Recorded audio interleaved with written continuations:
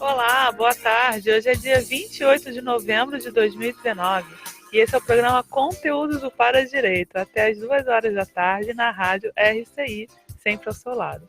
Eu sou Maria Madalena Esteves, estou aqui com o Rodrigo Marchioli, advogado, professor universitário, voluntário da ACIP, e Alexandre Daibert, engenheiro, empresário, voluntário e docente da Consecutivos. Boa tarde, Alexandre. Boa tarde, Rodrigo. Boa tarde. Estamos ao vivo no Facebook, Rádio RCI Iguaçu, onde você também pode ver a nossa transmissão com imagens, interagir, comentar e participar da programação. Também ao vivo no aplicativo Sempre RCI, que você instala gratuitamente no site semprerci.com.br e no AM da sua rádio, em 1320 em toda a região de fronteira. Você pode interagir conosco pelo WhatsApp da RCI, anote o número. Anote aí, esse é o WhatsApp da RCI, 991450911, é o WhatsApp da RCI. Curta também nossa página no Facebook, Sempre RCI, e mande seu recado para que a gente leia ao vivo aqui no programa. Para direito é o estudo do conjunto de normas, princípios e para-leis, para que tenhamos uma manifestação mais justa, íntegra e reta, alinhada ao fluxo cósmico. Junto ao para-direito, temos também os para-deveres, que seriam os compromissos firmados pela própria consciência para o desenvolvimento de sua evolução, entrosada à evolução de seu grupo evolutivo. Esses conceitos foram adaptados dos verbetes para-direito e para-dever da Enciclopédia da Conscienciologia. A Conscienciologia deve ser pesquisada a partir do princípio da descrença. Não acredite em nada, nem mesmo no que falamos aqui na rádio. Experimente, tenha suas próprias experiências e, claro, compartilhe conosco. Tema de hoje, múltiplas vidas e responsabilidade evolutiva. Então, semana passada a gente teve aqui os mesmos componentes, né, conversando sobre dissidências. Terminamos falando do caso Albert Dreyfus, no qual você apresentou no CAEC, né, pela Consecutivos, salvo engano, no CAEC, e fez algumas relações com o para-direito. E terminamos o programa querendo saber mais sobre serialidade e para-direitologia. O que vocês pensaram aí, então, da semana passada para cá? Eu acho que essa área é uma área que tem muito conteúdo interessante para ser explorado, né?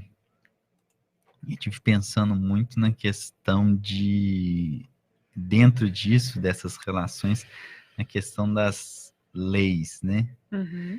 Das leis, especial questão das leis da série X, né?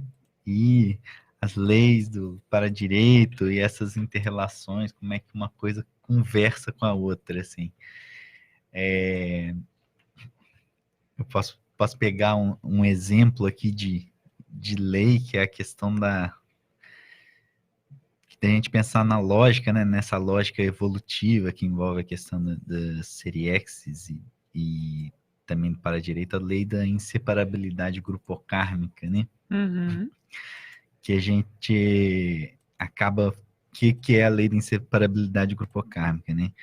Segundo aí esse princípio, a gente fica conectado uns aos outros, sejam relações positivas ou negativas, mas a gente não perde uma pessoa a outra, assim, né? Não dá pra gente simplesmente, não gosto de alguém, vou fugir daquilo.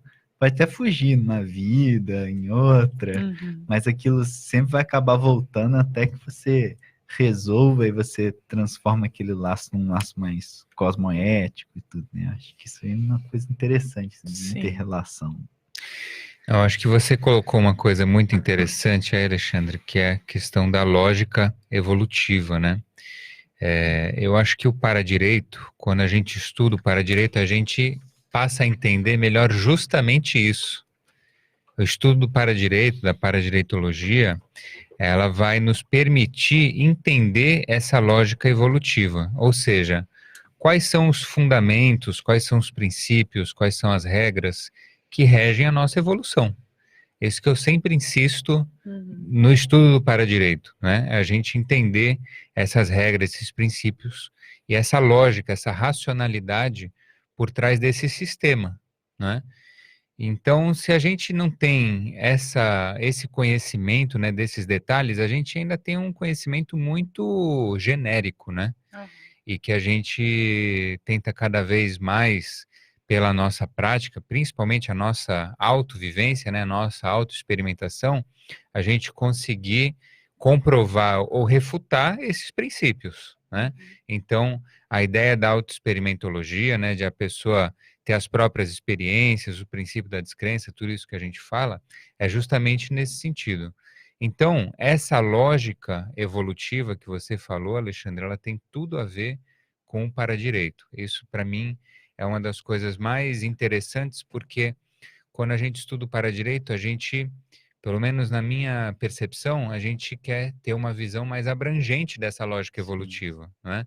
É O paradigma... o entendimento dessa lógica evolutiva que vai te mostrar ali caminhos mais assertivos dentro desse processo de Exatamente, evolução. porque olha só, se a gente pensar em evolução, a gente não consegue resumir isso a uma vida, né? É. Não é possível a gente esgotar tudo que a existência humana tem a nos proporcionar em uma vida, né? Então, se a gente para pensar nessa lógica, se isso faz sentido, né, de que a gente tem um paradigma evoluciológico, não evolucionista, né? É. Então, a gente tem um paradigma evoluciológico, a gente entende e compreende que nós estamos inseridos num processo evolutivo. Então, se a gente entende isso, né, primeira premissa. Segunda premissa, de que a gente não consegue esgotar esse processo evolutivo em uma vida, consequentemente, a conclusão é de que tem que ter a serialidade, né? Uhum. Então, a Sim. conclusão lógica. Então, esse sistema, né, quem vai apresentar isso é o para-direito, e aí que se encaixa com a seriaxialidade, né, ou as leis da seriaxialidade, né? Agora, uma coisa que eu fiquei pensando em cima disso aí é a questão como que às vezes, mesmo entendendo já, às vezes admitindo esse processo da série X, das múltiplas vidas, né?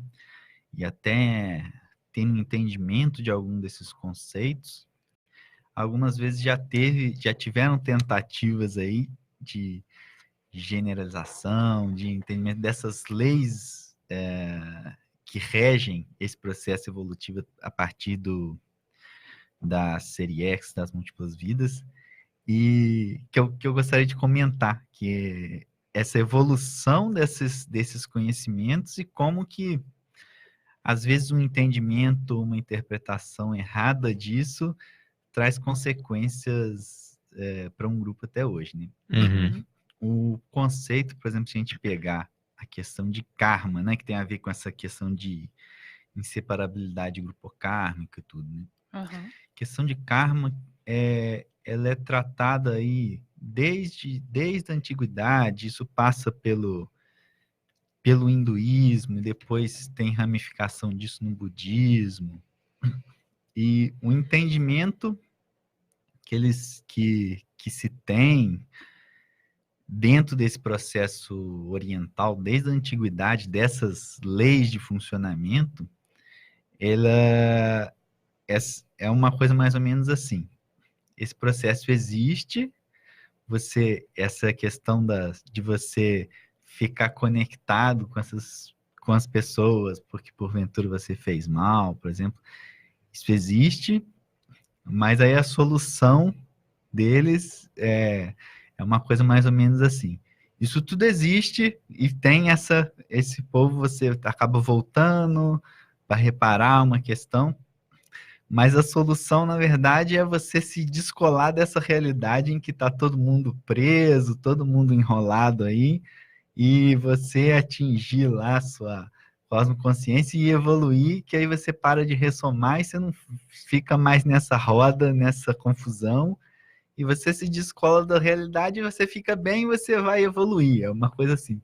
Puramente individual, é uma coisa que ele Faltou a quer burlar a lei. interassistência, né? Quer burlar a lei. o que acontece é justamente isso, né? Qual que é a consequência? Consequência que a gente vê nesse processo oriental, a consequência desse conceito, desse entendimento dessa lei, tá? Como o processo evolutivo, como é que você resolve? Existe o karma, mas a solução para isso é você fugir, dar um jeito de se descolar dessa realidade e para você viver lá, parar de ressomar e pronto, acabou, né? Isso seria um processo puramente individual, né? Uhum. Enquanto o nosso entendimento hoje, dentro da conscienciologia, é que é inevitável, as recomposições, elas são inevitáveis, né?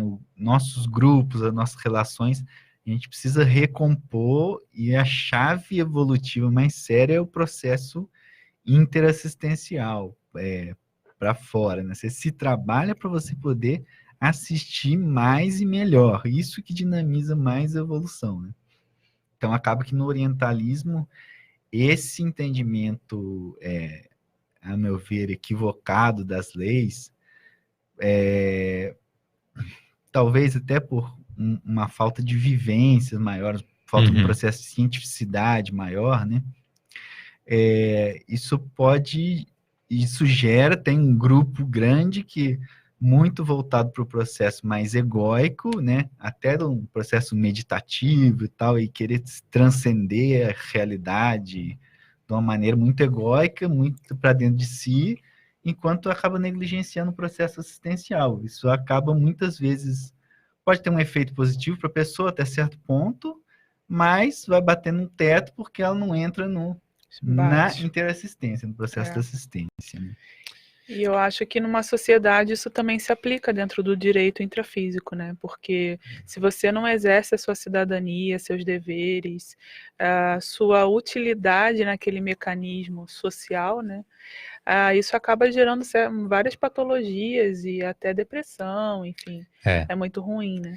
Não, exatamente. Isso que você falou, Alexandre, também denota bastante essa lógica evolutiva, né?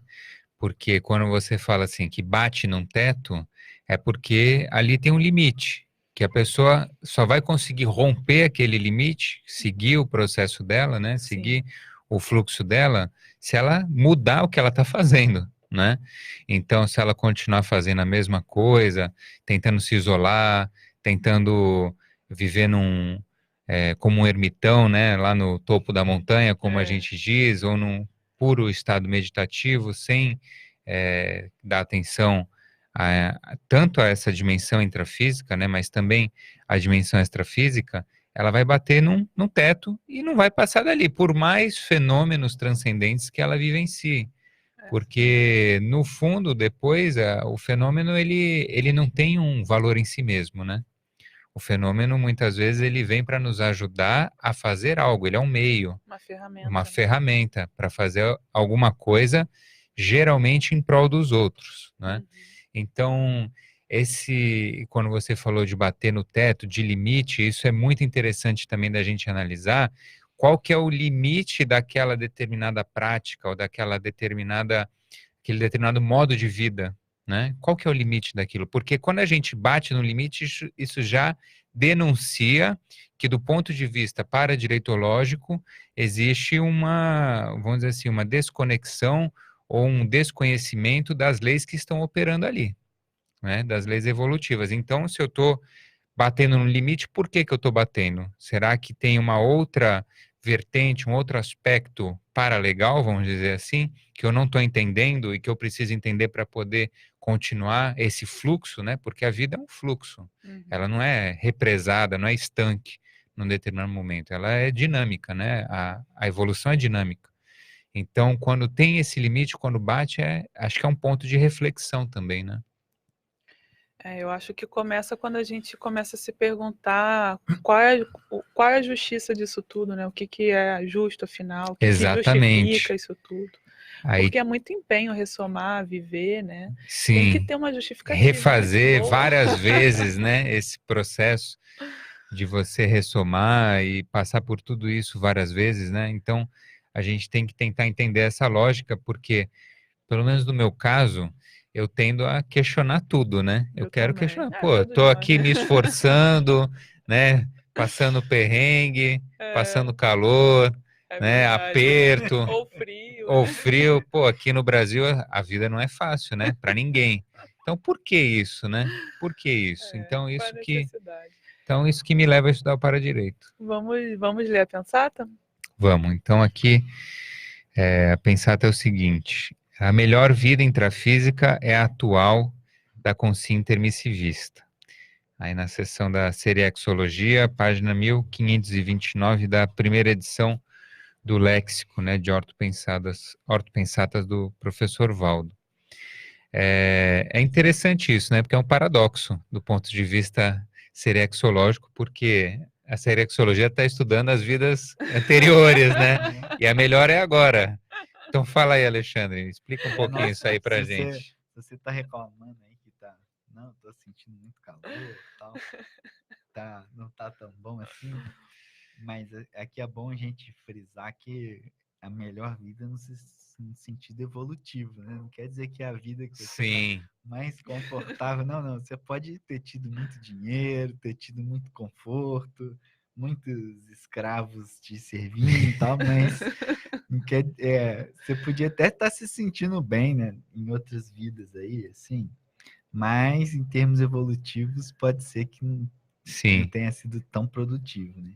Mas hoje eu acho que a gente tem uma condição evolutiva muito mais séria, né? Uma condição, inclusive, de liberdade e de Sim. intraconsciencialidade, de estar entendendo mais a fundo essa questão da evolução de uma maneira clara, explícita, sem...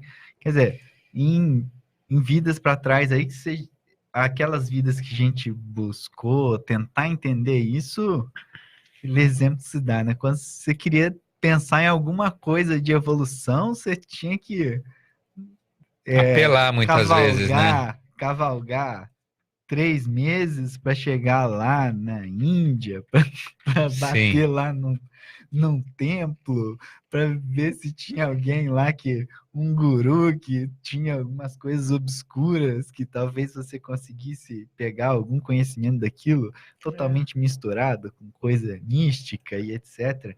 Hoje em dia tá tudo aí, né? Tá tudo na internet, tudo. Tá tudo explícito, tá tudo aberto, tá tudo claro. É só a gente pegar mesmo e estudar esse trabalho. Tem muita coisa que está mastigada para a gente, né? Entender, já buscar vivenciar de uma maneira técnica e tá tudo aberto, né? É para a gente aproveitar, para quem quiser aproveitar, né? Não é todo mundo que aproveita isso, mesmo porque não é todo mundo que quer tanto, assim, a pessoa às vezes quer evoluir, mas nem tanto, né? Então, ver o preço, tem que ver o preço, às vezes não quer pagar o preço, preferem não evoluir muito assim. Vamos mais devagar, né? Tem sempre esse raciocínio aí mais alto. E eu acho mais bacana que no final ele fala do curso intermissivo, né? Da gente estar numa vida agora que a gente já passou por uma preparação muito bacana aí para estar aqui. então quer dizer que às vezes, voltando àquele ponto, né, que a gente estava falando do conforto, né? Isso relativiza muito, né? A questão do conforto. Porque o que a gente pelo menos consegue entender um pouco melhor é o que merece um maior valor e o que merece menos valor, né? Uhum. Então, essa relativização do que era muito valoroso em outras vidas, isso fica mais claro nessa vida agora, né? Então, talvez por isso, esse discernimento que seja mais valioso mesmo e a gente consiga ter a vida, a melhor oportunidade. Talvez a ideia aqui da Pensata é que hoje nós temos a melhor oportunidade, né? É no sentido de oportunidade, né? Tem uma reflexão dentro disso aí, da questão do conforto e essa questão. Na verdade, assim, se a pessoa às vezes está em crise, às vezes ela está no melhor momento dela, que ela está buscando, ela está reciclando. Você pega uma pessoa que a vida dela tá, assim, boa demais, tá tudo tranquilo, ela tá, não, tô muito feliz, tá tudo tranquilo, É. tá tudo muito bom, tá tudo muito fácil, assim, em termos evolutivos, desconfia, né? Claro que a gente não tá defendendo que a pessoa deva sofrer e deva valorizar o sofrimento, não é nada disso, mas se a pessoa tá muito no bem bom, se desconfia que provavelmente ela não está no melhor dela, tendo as crises de crescimento necessárias para dinamizar o processo evolutivo mais. Depois de uma grande reciclagem, Tá é bom a muito gente dar um conforto, né? respiro, né? Uma respirada, um tempinho, mas começou a respirar demais, já está na hora de provocar outra crise, né? Outra reciclagem. Então tá bom, vamos para o intervalo. Esse é o programa Conteúdos do Para Direito, ao vivo até às 2 horas da tarde. Estamos conversando aqui eu, Maria Madalena, o Rodrigo Marchioli e Alexandre Daibert sobre o tema Múltiplas Vidas e Responsabilidade Evolutiva. Voltamos na sequência. Estamos apresentando o programa Conteúdos do Para Direito. 13h23. Pronto para curtir as belezas do nosso litoral com muita energia? Então veja no aplicativo da Copel se a conta de luz da Casa da Praia está em dia e aproveite a nossa rede com mais de 1.000 pontos credenciados para o pagamento. Se precisar pedir a religação, não deixe para a última hora. E ao chegar, elimine focos de água parada no imóvel. Afinal, o mosquito da dengue não tira férias. Copel, pura energia. Paraná, Governo do Estado. More bem no melhor apartamento 3 quartos de Foz do Iguaçu. Conheça o Iguaçu Premium Residence, a 5 minutos do centro da cidade, próximo ao início da Avenida Felipe Vancher, com área privativa de 74 metros quadrados, com sacada, churrasqueira, elevador, playground, espaço para academia, salão de festa e estacionamento. Tudo isso com taxa de condomínio super acessível. Apartamentos prontos, financiados pela Caixa. Visite o apartamento decorado na Rua Carijós, número 90, Jardim Tarobá. Agende sua visita pelo telefone 3523-3000 ou consulte o seu corretor. Iguaçu Premium Residence. Realização Ótima Empreendimentos. Você já sabe onde irá comprar os materiais elétricos do seu imóvel? É claro que você sabe! É na Eletromil! Conheça a nossa loja e veja os mais diversos artigos em lâmpadas, lustres, pendentes, luminárias, além de chuveiros e toda a parte elétrica para a sua casa ou estabelecimento comercial. Eletromil, Rua Stanislau Zambrick, 611 Centro, próximo ao Mufato Boici. Fone 3528-8130. Passou o dia sem internet e o técnico ainda não veio? Chega disso! Na Linka, a internet por fibra ótica é super rápida e estável, para que você fique sempre conectado. E o melhor, caso ocorra algum problema no horário comercial, garantimos que os nossos técnicos chegarão em sua casa em até 1 hora após você fazer o pedido. É isso mesmo, com a Linka, você tem um suporte de internet em até 1 hora no horário comercial. Tá esperando o quê? Contrate seu plano agora mesmo, pelo site ou por WhatsApp sem sair de casa. www.linka.net.br. Anotou? Linka com C. linkacomc.net.br ou ligue 3523-0533. Linka, garantia de suporte de internet em até 1 hora no horário comercial.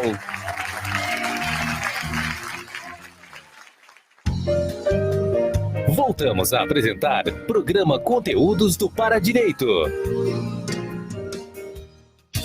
Estamos de volta com o programa Conteúdos do Para Direito, ao vivo até 2 horas da tarde. Eu sou Maria Madalena, estou aqui com Rodrigo Marchioli e Alexandre Daibert sobre o tema Múltiplas Vidas e Responsabilidade Evolutiva. Andressa Lima aqui falando que o som estava baixo, mas agora melhorou, e registramos a presença do Maximiano Duarte. Mandem suas perguntas. E aí, a relação entre múltiplas vidas e o curso Grupo Kármico? É a questão do curso Grupo Kármico, né? Para quem não conhece ou quem não conhece e não está se lembrando muito bem, é aquela questão, a gente até estava falando no programa passado, né? Da interprisão de uma lógica que é, enquanto a gente pega um exemplo de máfia, por exemplo, né? A pessoa está ajuda lá a construir uma máfia com dezenas de pessoas, tudo. Então ela constrói aquele mecanismo ali criminoso e isso acaba criando uma interprisão. A gente estava falando da inseparabilidade grupocármica, né? Ela tá presa naquele grupo ali e ela, com esse ato aí que começa a criar problema para os outros, ela acaba ficando presa naquele grupo criminoso e também com aquelas pessoas que ela tá fazendo mal ali, né? Praticando aí os ilícitos. Depois a coisa vai... A pessoa, por um motivo ou outro, ela começa a refletir, vê que aquilo lá não é bem o melhor, não é o ideal, e começa a sair daquele processo. Aí, o que acontece, né? A pessoa não sai de grupo nenhum, de máfia nenhuma, muito fácil, né? Vai todo mundo em cima dela, em termos de múltiplas vidas. Às vezes o povo ela acaba sendo vítima daquele grupo que ela ajudou a criar por 1, 2, 3 vidas, né? Sim, o retorno o povo difícil, né? vai atrás daquela pessoa porque ela saiu, perdeu a proteção que ela tinha da máfia, né? Essa é o que chama da fase da vitimização, né? Aí a pessoa começa... Depois que já passou por um período mais difícil, ela passa por uma fase de recomposição, que de alguma forma ela vai trabalhar ali para desfazer aquele sistema, aquele problema que ela acabou criando, né? Então, por exemplo, pode ser que a pessoa venha trabalhar como policial, por exemplo, como juiz, nesse caso que a gente... para ajudar nesse processo de ir ali contra aquele sistema, aquele grupo que ela ajudou, né, de alguma forma. Aquele grupo que comete ali uma série de ilícitos e tal. E claro que isso é em lógica de séculos, lógica de múltiplas vidas, né? Quer dizer que aquela máfia, mas às vezes tem um grupo criminoso que se junta, se reúne, aparece um século em um lugar, outro século em outro país, outro século em outro, mas o grupo, a raiz, ela é comum, né? Então, passa uma fase de recomposição, que em geral é um processo difícil, né? Não é fácil. A pessoa vai conseguindo desmanchar aquele grupo e trazendo o povo, o antigo grupo dela, para um processo mais evolutivo, mais positivo, mais cosmoético, né? Mais paradireitológico, né? Até ela chegar num processo de libertação, que aí ela não está presa naquele grupo, né? Enquanto ela ainda está nessas fases anteriores, ela ainda está muito presa, né? Então, aí ela começa a ganhar um nível de liberdade de atuação maior. As vidas consecutivas dela não ficam mais condicionadas àquela situação, aquele grupo específico, e ela começa a ganhar uma liberdade de manifestação maior até entrar num processo que chama da policarmalidade, né? Policarmalidade aí quando a pessoa já amplia aquela assistência que ela começou a fazer, já amplia isso para além daquele grupo dela e já faz uma contribuição maior para a humanidade. Aí já é mais avançado, né? Em termos de evolução, já é mais exceção até, né? E um ponto que Isso demora algumas vidas. Demora algumas, dependendo do ritmo da pessoa também, né? Principalmente se a pessoa for cabeça dura. Se a pessoa seguir assim certinho, já demora, né? Mas se ela for um pouco teimosa ou voltar a cometer aqueles erros, né? Porque existe isso também, né? A pessoa, muitas vezes, ela se preparou, né? Ela tem o conhecimento, tem todas as condições para fazer a virada, mas às vezes a vontade de reincidir no erro é mais forte que a própria determinação da pessoa, né? E aí ela volta, dá 2 passos para trás para dar um para frente, né? Mas o que eu estou pensando aqui, voltando à questão da lógica, que eu acho bastante interessante. Esse sistema que o Alexandre falou, esse polinômio, né, interprisão, vitimização, recomposição, libertação e policarmalidade, esse sistema ele tem uma lógica, né, que é a lógica justamente que baseada até num princípio, né, que tem um verbete da Conscienciologia do professor Losch, que é o princípio da restauração evolutiva, né? Então, aquilo que você fez, né, aqueles danos que você causou, você tem que restituir, reparar, e essa lógica é muito uma lógica também do nosso direito, né? Sim. A gente sabe que no nosso direito, nós somos advogados, né, Madalena, e o Alexandre, que já deve ter não sei quantos por cento do soma ele tem implicado no direito, não é só o pezinho, não sei que outras partes do corpo ele tem no direito, mas no outro programa ele já demonstrou que estuda bastante, né, direito, tem bastante interesse nesse assunto.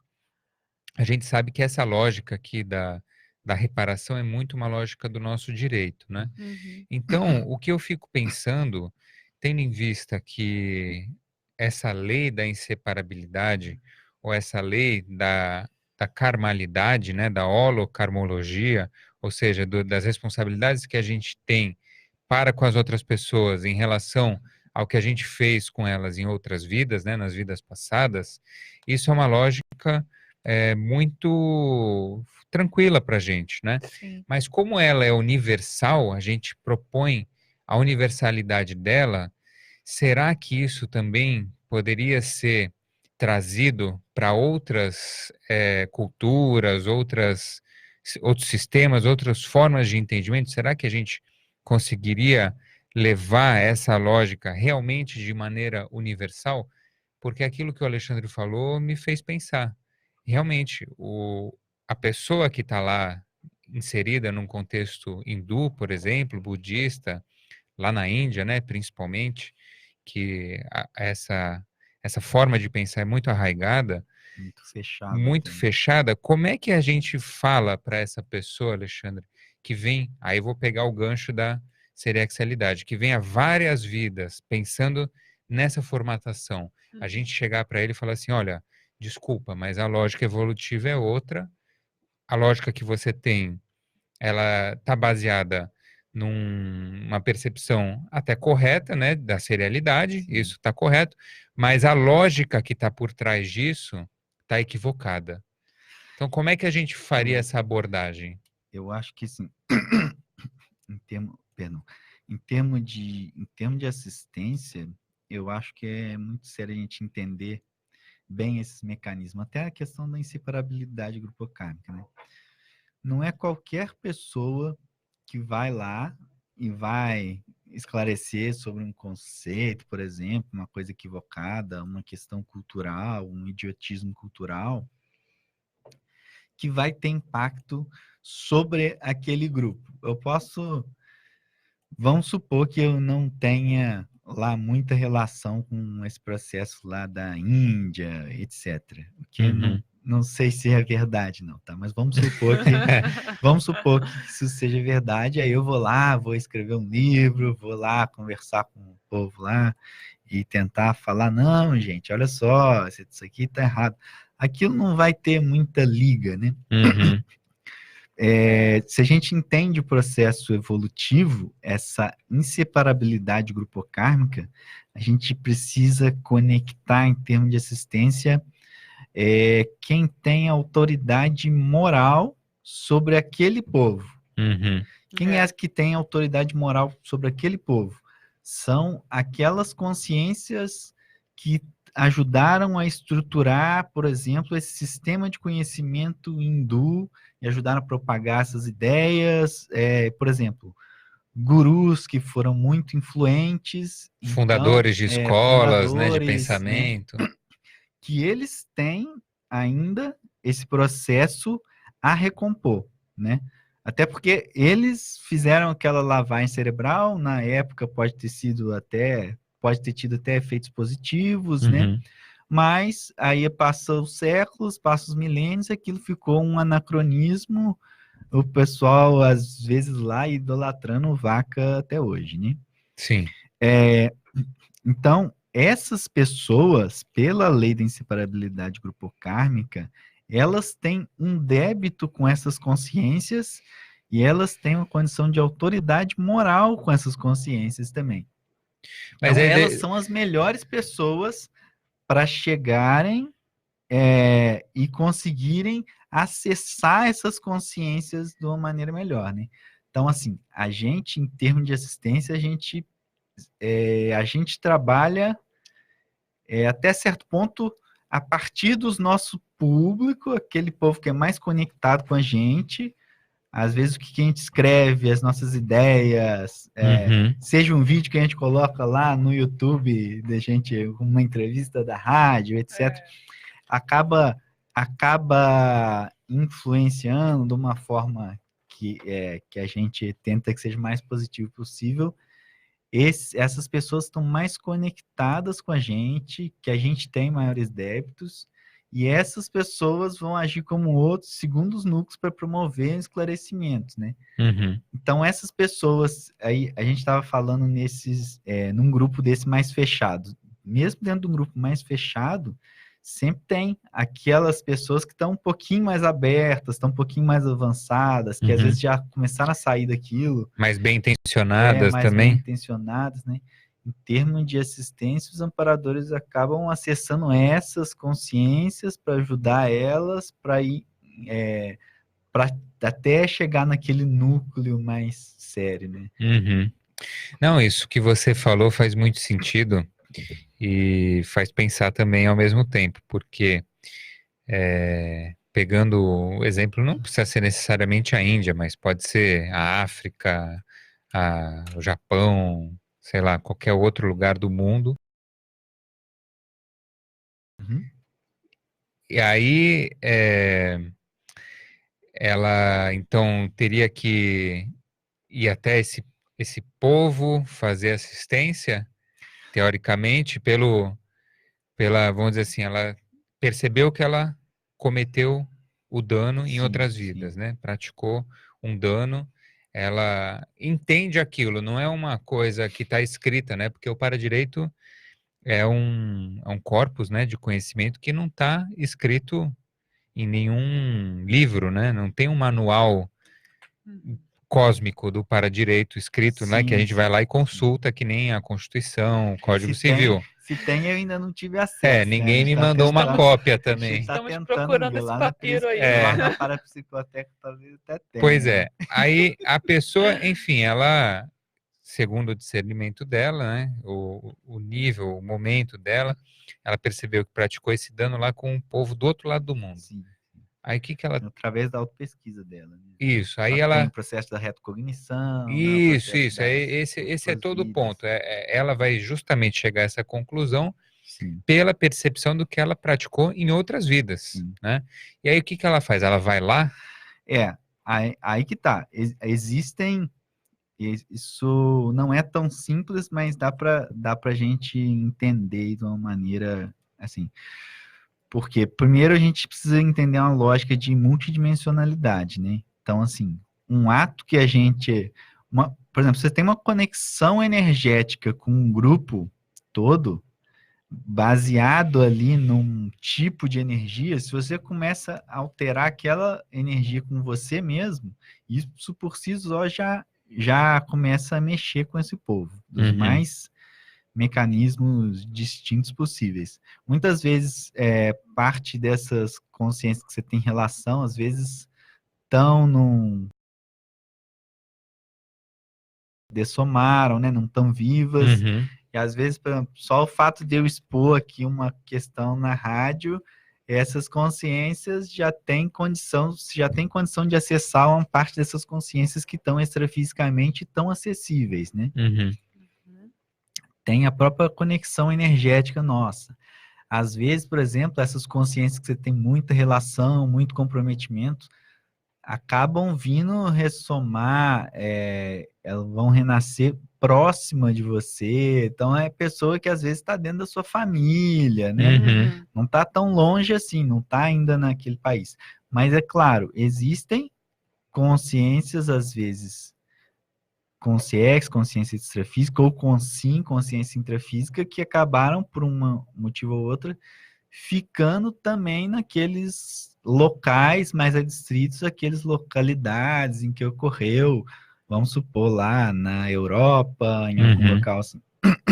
Então, existem ferramentas para você acessar cada grupo desses. Existem ferramentas para você acessar esses grupos extrafísicos, esses grupos intrafísicos mais próximos, esses grupos intrafísicos que às vezes nem tá tão próximos assim, mas você acaba, quando você começa a mexer naquela temática, eles aparecem de alguma forma.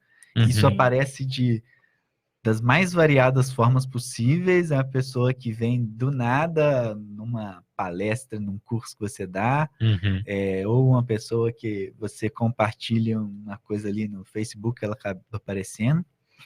E essas pessoas e consciência extrafísica que às vezes estão local, às vezes até presa, vamos supor, a pessoa fica mais presa energeticamente a uma construção intrafísica, né? Às vezes, quando a gente faz pesquisa serexológica, tem casos em que tem uma função assistencial bem interessante, as viagens com esse objetivo retocognitivo e interassistencial, né? Então, é viagem retocognitiva mesmo, que você vai no local e aquela sua visita naquele local, naquela cidade, num ambiente mais antigo, em que ocorreram uma série de fatos históricos, isso tem uma repercussão e tem um processo de assistência sério envolvido com isso. Eu já tive vivência com isso, de ir em uma cidade, mais especificamente uma cidade, um país, uma série de cidades relacionadas a um contexto histórico e estudo, em que você percebe a repercussão extrafísica e multidimensional assistencial desses contextos, de você voltar a um local do passado com o objetivo de fazer assistência. Mas é um processo multidimensional, você acaba encontrando consciência intrafísica relacionada com você e consciência extrafísica também, e acaba mexendo um pouco. A gente vai para o intervalo, né? Vamos só ler aí a pensata. A pensata é o seguinte aqui: se a pessoa tem muita gente ao seu redor, um negócio desse, né? Mas tudo bem. Se a pessoa tem muita gente ao seu redor, com SINs e com CXs, pode significar grande culpa ou grande êxito do seu passado. Aí está na seção responsabilidade 1457 do léxico, né? A gente comenta na volta, bom, então? Na volta a gente fala, então. Tá, esse é o programa Conteúdos do Para Direito, ao vivo até às 2 horas da tarde, hoje com o tema Múltiplas Vidas e Responsabilidade Evolutiva. Vamos a um rápido intervalo e voltamos na sequência. Estamos apresentando o programa Conteúdos do Para Direito. 13h45. Pronto para curtir as belezas do nosso litoral com muita energia? Então veja no aplicativo da Copel se a conta de luz da Casa da Praia está em dia e aproveite a nossa rede com mais de 1.000 pontos credenciados para o pagamento. Se precisar pedir a religação, não deixe para a última hora. E ao chegar, elimine focos de água parada no imóvel. Afinal, o mosquito da dengue não tira férias. Copel, pura energia. Paraná, Governo do Estado. Computadores Apple, sinônimo de sofisticação e qualidade. Em Foz, você conta com uma assistência técnica especializada da Hardset para seu iMac, MacBook e Mac Pro. Limpeza, upgrade e atualização de seu Mac. Confie na Hardset. Na República Argentina 3855, ao lado da Fraida. Hardset. Você sabia que a Rede Azteca é certificada pelo Programa de Qualidade da Petrobras, de olho no combustível? E quer mais um bom motivo para abastecer nos postos Azteca? É o Programa Petrobras Premia. Programa de fidelidade onde você acumula pontos toda vez que abastece e consome nas suas lojas. Postos Azteca, revendedor autorizado Petrobras há mais de 40 anos, atendendo você em 6 endereços em Foz do Iguaçu. Abasteça com garantia de qualidade e atendimento diferenciado. cuidado. Escolha pelo mais seguro. Postos Azteca, revendedor Petrobras por excelência na Terra das Cataratas. Uma vila para chamar de sua. O Vila Florata é um bairro único, localizado na Avenida Felipe Vancher, a 200 metros do Consalter, próximo ao Maimabu Interludium, uma das regiões que mais cresce na cidade. O Vila Florata está entregue e pronto para construir. Últimas unidades de lotes com 360 metros, infraestrutura completa e condições imperdíveis. Entrada de 10% e saldo em 140 vezes direto com a loteadora. Plantão de vendas no local. CCIA Imóveis. Telefone 45 3523 1626 ou acesse www.cciaimoveis.com.br. Voltamos a apresentar programa Conteúdos do Para Direito.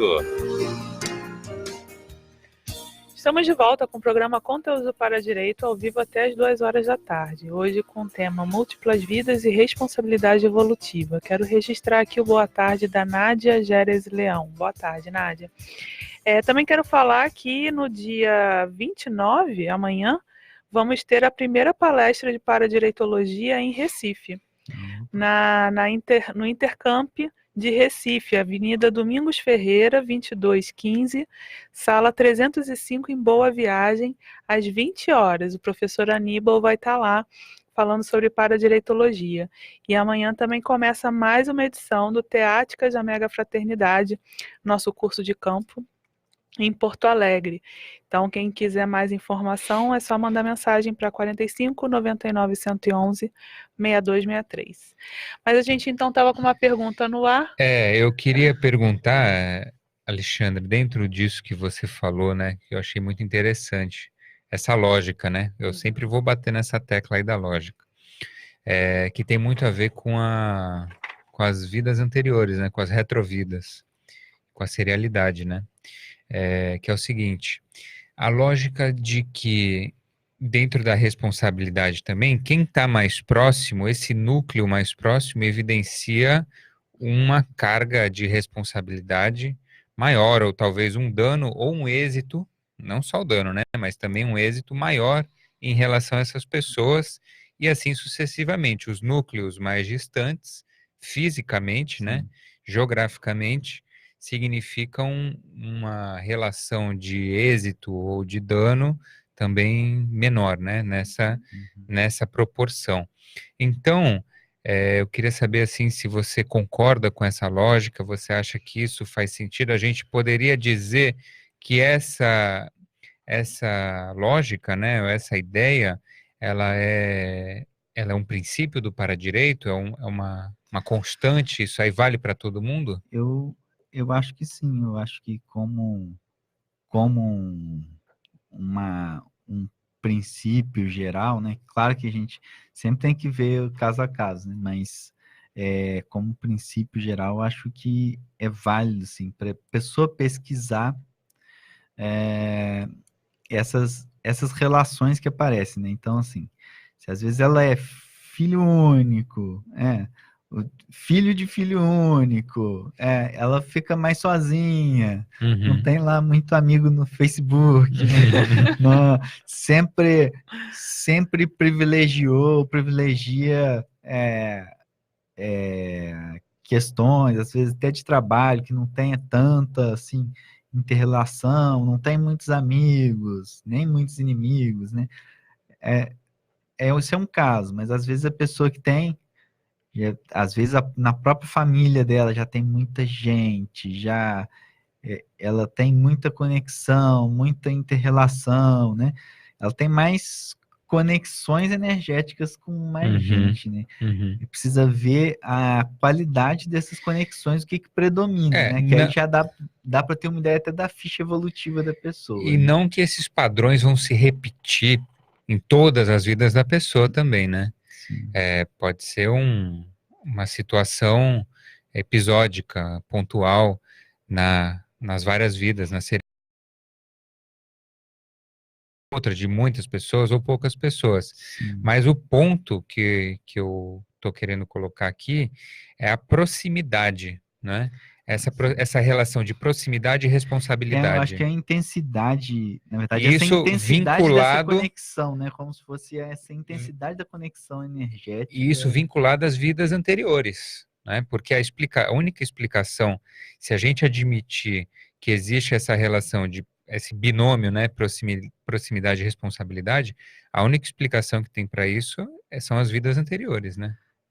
Eu acho que sim, eu acho que tem muita relação isso. E uma questão para a pessoa pesquisar é dessa qualidade dessas relações, né? As Sim. relações ali que estão muito intensas, você vê o que predomina mais, né? São relações mais positivas, são relações que têm ainda algum nível de conflito. Mais sinérgicas ou se anulam, né? Há uma tensão, um conflito. A pessoa vai né? contra você, a pessoa está muito grudada em você e está contra você o tempo todo, né? Tá te podando em tudo que você está tentando fazer.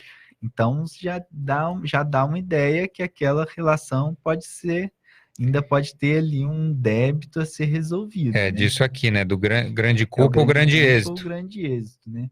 Eu acho que não é tão difícil assim diferenciar uma coisa da outra na prática, né? Sim. Uma coisa que eu observo é que muitas vezes todo fim de semana se encontram, estão sempre juntos.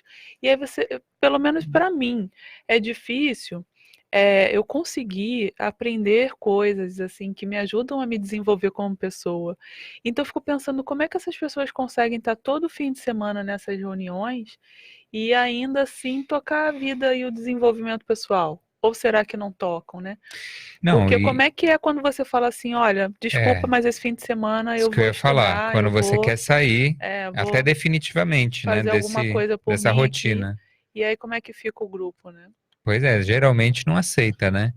E aí isso denuncia uma grande culpa, né? Porque embora tenha a importância da afetividade, de cultivar aqueles laços, intelectual e mental, né? E aí em grupo fica mais difícil. é interessante esse movimento de quando a gente quer sair, que a gente começa a ver justamente esse nível de culpa ou de êxito. É justamente nesse ponto de ruptura, né, que a gente começa a perceber esse nível de culpa e de êxito, e aí que a resultante disso é o quanto de liberdade a gente tem. Liberdade consciencial, né? Liberdade de poder transitar evolutivamente como a gente quiser. De poder ir quando quiser ou não ir quando não quiser e tá tudo certo. Exatamente. Então é aí que a gente vai ver o nível da nossa relação, a qualidade da relação com essas pessoas, e aí que a gente começa a perceber o que precisa ser feito, né? Qual que é o preço que precisa ser pago para a gente poder adquirir essa liberdade. E aí dentro daquele curso, né, Grupo Kármico, que o Alexandre falou, a gente começa também a perceber aonde a gente está, né? Na interprisão, aí na vitimização justamente quando a gente quer sair, na reconciliação quando a gente já está limpando a coisa, né? E na libertação quando a gente limpou, pagou ali pelo menos o suficiente para poder seguir em frente. Isso aí é muito interessante mesmo, porque você vê essa questão desse saldo que você tem, se ele tá melhor ou pior, na verdade é fácil constatar, né? Fácil constatar, mas ao mesmo tempo a pessoa muitas vezes não quer enxergar muito aquilo não, né? Isso é paradoxal também. Porque às vezes ela mesma não quer ver tanto a realidade dela. Ela joga um pano mas é aquele conflito de interesses ou conflito de valores, né? A pessoa ainda não dá o devido valor à liberdade, né? Não, o Luiz Gama já falava, né, que ele teria libertado mais escravos se as pessoas soubessem que elas estavam escravizadas. Muitas vezes a pessoa nem sabe. Pois é, essa foi boa, viu? Bom, a tônica aí do terceiro bloco seria justamente ajudar as pessoas a ter esses elementos de autopesquisa, né? Que a gente já está falando bastante. Então, acho que a gente pode ler a pensata e já ir encaminhando aí para uma consideração final. Então vamos lá. A restauração evolutiva quanto à punição do delito, né? A gente falou bastante sobre dá pela realização de tarefas retratativas perante as consciências envolvidas na interprisão grupo kármica, representando por isso valioso abertismo, né, que a gente também comentou, neopensênico, envolvendo a reciclogenia, né, a capacidade de se reciclar, o autoparapsiquismo, a cosmoeticologia e o paradireito. Então, quer dizer, a pessoa, quando ela passa a entender mais paradireito, cosmoética, parapsiquismo, né, que ela começa a perceber a vampirização que ela sofre, as cangas extrafísicas que são colocadas sobre ela começa a perceber o fardo que ela carrega que não precisava carregar, consequentemente, valorizar mais a liberdade, que aí sim ela vai querer agir em direção à recomposição grupo kármica, né? Mas essa decisão que ela toma, né, de querer agir nesse sentido, eu acho que vem a partir do momento que ela tem a lucidez, né, do paradireito, vem não, né, mas ajuda mais quando ela tem essa lucidez do paradireito, da cosmoética, e essa percepção de que extrafisicamente ela está sendo demandada, né? Sim, e ela também demandar os outros e colocar a canga nos outros, isso também é uma via de mão dupla, né? Exatamente, e começa a perceber que não está tendo proveito, porque a gente é movido por proveito, né? Por benefício, a gente vê vantagem nas coisas, a gente tem que ver vantagem para fazer alguma coisa. Motivação interna, né? Ninguém faz nada exatamente sem ver um proveito naquilo, né? Então, mas para a gente ver proveito na liberdade, muitas vezes não é tão fácil como você, citando o Luiz Gama, né? Dá para a gente perceber. Mas não quero tomar mais o tempo. Vocês queriam comentar alguma coisa? Não, acho que essa síntese aqui ela é perfeita em termos de chamar atenção para esse processo da restauração evolutiva e da assistência, né? Que não tem, desculpa o mau jeito, mas não tem outro caminho. Não tem. A pessoa pode tentar brigar com os fatos e os parafatos. Não tem outro caminho, seja nessa vida ou em outras, a gente precisa se envolver.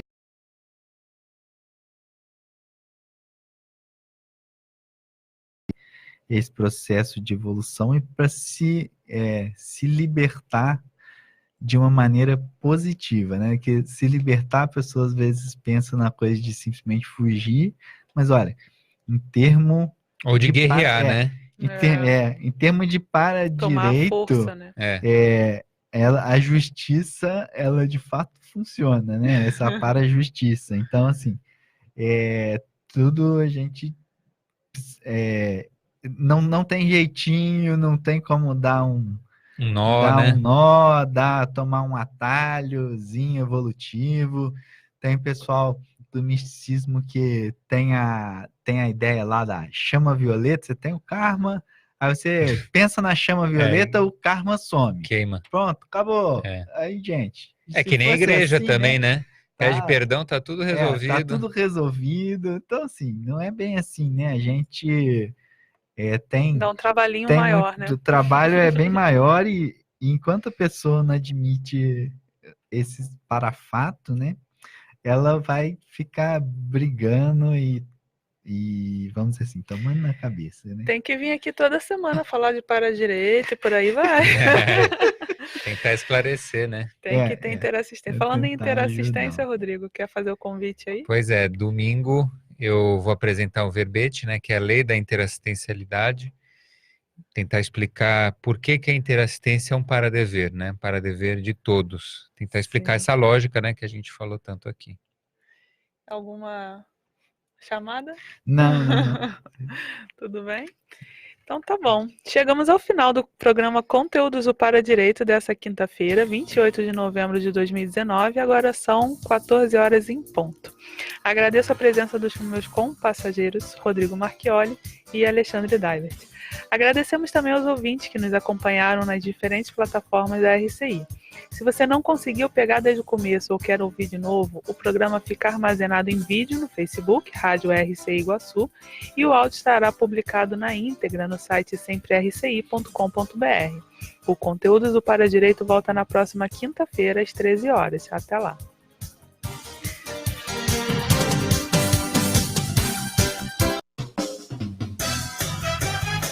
CYJ 351